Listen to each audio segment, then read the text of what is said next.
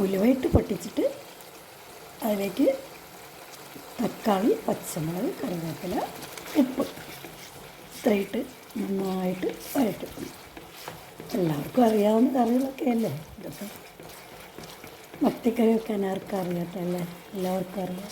എങ്കിലും ഓരോരുത്തരും ഓരോ ടേസ്റ്റിലല്ലേ വയ്ക്കുന്നത്. അപ്പം ഇത് നമ്മളുടെ രീതി.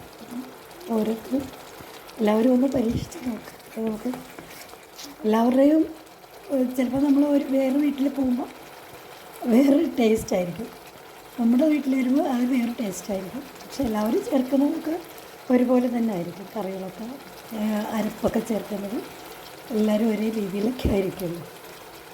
അപ്പം ഇതിലേക്ക് ഇനിയിപ്പോൾ തേങ്ങയും കൊച്ചുള്ളിയും മഞ്ഞൾപ്പൊടിയും മുളക് പൊടിയും ചേർത്തിട്ട് അരച്ചരപ്പാട്ടോ.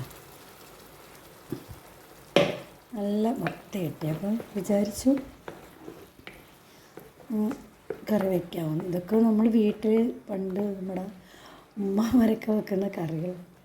അതിൻ്റെ ഒരു ടേസ്റ്റൊന്നും ഇപ്പോൾ കിട്ടില്ല, അത് വേറെ വിഷയം. നമ്മളിനി ഇതിലേക്ക് മീനും മാങ്ങയും കൂടി ഇട്ട് കേട്ടോ. ഒരു വേറെ ടേസ്റ്റാണ്. മാങ്ങ ഇടുമ്പോൾ എല്ലാ കറികൾക്കും ഒരു പ്രത്യേക ടേസ്റ്റാണല്ലേ. അങ്ങനെ കുറച്ചുകൂടി ഉപ്പ് ചേർക്കാം. കുറച്ച് ഉപ്പ് കൂടി ചേർത്തിട്ട് നമുക്ക് അടച്ച് വെച്ച് വേവിക്കാം. അപ്പോൾ ഞാൻ ഇതിലൊരു കാര്യം മറന്നുപോയി. ഞാൻ ഉലുവ ചേർക്കുമ്പോൾ സാധാരണ ചെറിയ ഉള്ളി 2 എണ്ണം എടുത്തിട്ട് കുഞ്ഞായിട്ട് അരിഞ്ഞ് അതുകൂടി എൻ്റെ കൂടെ ഇടും. പക്ഷേ ഇന്നിപ്പോൾ അത് ചേർത്തില്ല കേട്ടോ. അപ്പോൾ കറി വേഗട്ടെ എന്തായാലും. അപ്പം ഞാൻ ഇതിലേക്ക് കുറച്ചുകൂടി വെള്ളം ചേർത്ത്, മാങ്ങ ഉള്ളത് കൊണ്ട് ഒരുപാടങ്ങ് കുറുകിപ്പോവും. അരപ്പ് ചേർത്തപ്പം ഒത്തിരി കുറുകിയ പോലായിപ്പോയി. കുറച്ച് വെള്ളവും ചേർത്തിട്ട് അടച്ച് വെച്ച് വേവിക്കാം. തുറക്കാതെ നോക്കട്ടെ.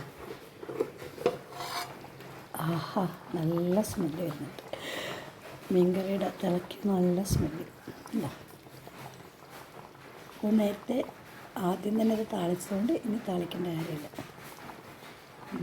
ഇപ്പം നമ്മുടെ മീൻ കറി റെഡിയായി വരുന്നു.